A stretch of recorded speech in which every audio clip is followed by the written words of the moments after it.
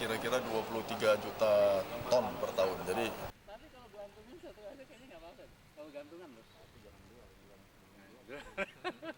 Jangan positif negatif. Banyak itu makanannya dong Mas. Iya makanya Mas Reda itu kenapa? Ya.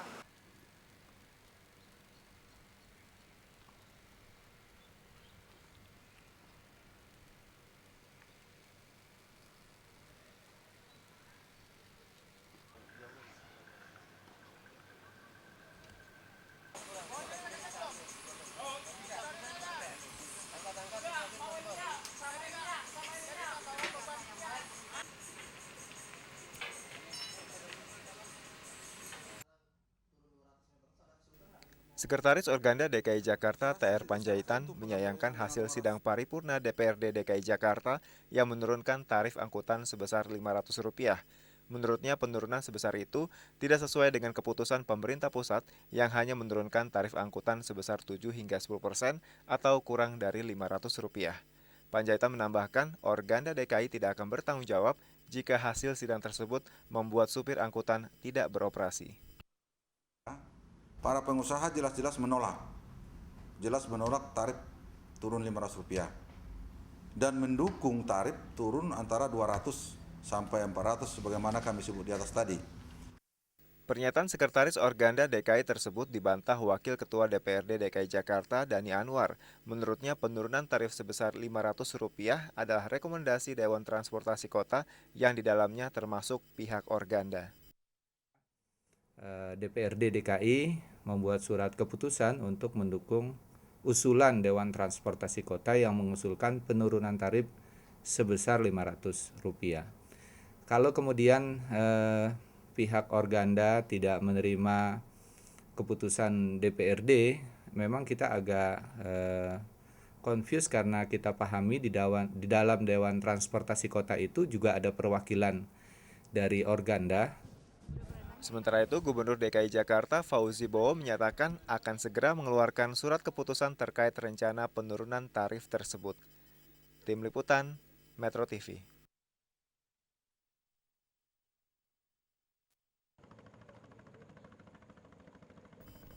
Jajaran Polres Kapuas menyita ribuan kayu lok di Sungai Mengkutup dan Sungai Kapuas, serta langsung membentangkan garis polisi. Pengungkapan kasus pembalakan liar ini setelah Polres Kapuas menggelar operasi pemberantasan illegal logging selama 5 hari, yang didukung 100 lebih polisi dari Polsek Madumai dan Polsek Mentangai. Dalam operasi illegal logging ini, polisi mengungkap 6 tersangka.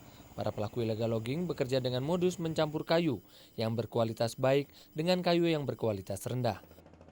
Polisi juga menutup 11 tempat pengolahan kayu ilegal yang beroperasi tanpa izin. Pada saat ini kami bisa mengamankan sekitar 3.000 sampai 4.000 batang. Dari 3.000 sampai 4.000 tersebut kurang lebih 80% ke atas itu ternyata kayu-kayu yang kualitasnya cukup baik yang masih mempunyai harga ekonomis. Setali 3 uang, Satuan Polisi Hutan Reaksi Cepat Bekantan, Kalimantan Barat berhasil mencekal 3 kapal ikan. Ketiga kapal yakni KM Hasil Pantai, KM Usaha Baru, dan 1 unit kapal tanpa nama, berisi lebih dari 300 batang kayu olahan jenis ulin di perairan Sungai Kapuas, Desa Wajo Hulu, Siantan, Kabupaten Pontianak. Para nahkoda dan pemilik kapal mengungkapkan kayu-kayu itu merupakan milik seorang oknum anggota polisi berinisial JFR yang bertugas di Polsek Sungai Awan, Kabupaten Ketapang. Pemilik kapal mendapatkan upah sebesar Rp20.000 per batang dari kayu-kayu itu, yang tidak dilengkapi dengan dokumen sahnya hasil hutan. Dalam waktu dekat, Satuan Polisi Hutan Reaksi Cepat akan memanggil oknum anggota polisi untuk diperiksa. Para pemilik dan nahkoda kapal telah ditetapkan sebagai tersangka dan ditahan di Rutan Pontianak. Dari Kapuas, Kalimantan Tengah, dan Pontianak, Kalimantan Barat, Tantowi Jauhari, Aswandi, Metro TV.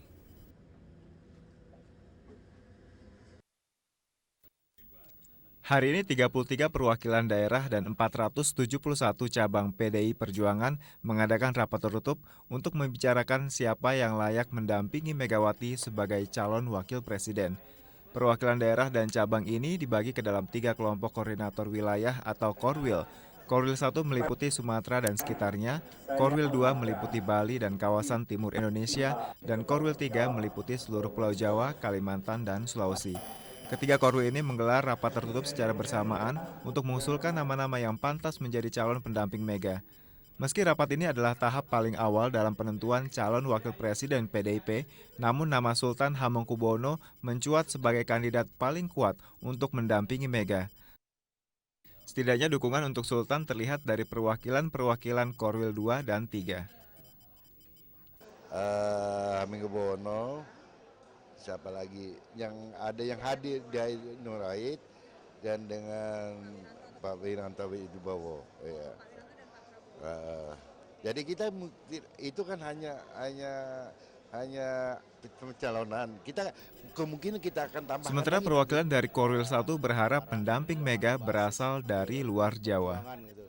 Dari partai, misalnya pasangan ini bisa dipasangkan nasionalis religius gitu. Kemudian pendekatan kultural primordial juga perlu menjadi pertimbangan. Misalnya Jawa, luar Jawa gitu ya. Nah, ini. Jadi masukan dari masing-masing Korwil nantinya akan sangat berpengaruh.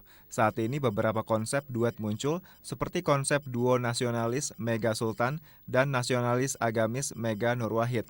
DPP PDIP juga menentukan kriteria tersendiri untuk memilih cawapres. Salah satunya adalah harus bersedia menjadi pembantu presiden karena sejauh ini nama-nama cawapres yang dilirik PDIP kerap disebut sebagai calon presiden. Tim Liputan, Metro TV.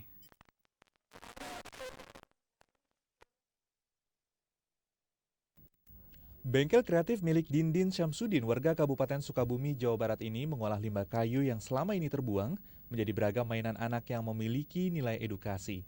Mulai dari puzzle dengan beragam bentuk binatang, hingga alat peraga pendidikan anak seperti pola bangun geometri dan lainnya. Menurut Dindin, usaha pengolahan limbah kayu mebel menjadi mainan anak-anak ini dimulainya sejak tahun 2001 yang lalu. Dindin memilih bahan dasar kayu limbah karena dengan pengolahan yang tepat, limbah kayu bisa memiliki usia penggunaan yang relatif lebih lama dibandingkan kertas atau yang lainnya.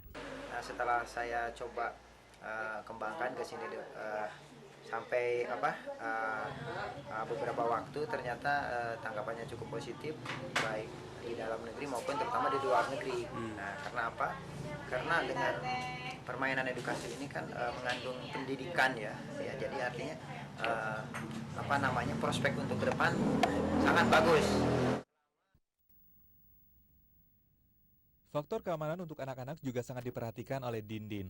Untuk pemakaian cat warna misalnya, Dindin menjamin cat yang dipakai merupakan cat bebas racun atau non-toksik.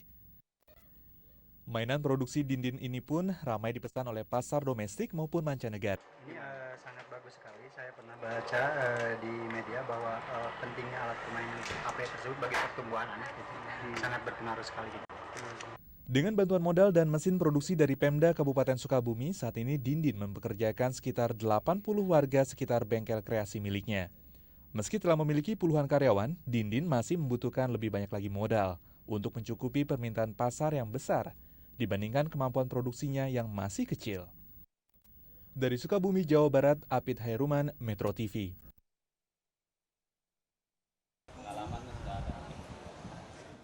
Ratusan warga Banjar, Kalimantan Selatan ini tertahan dan terlantar di kantor Bupati Lombok Barat.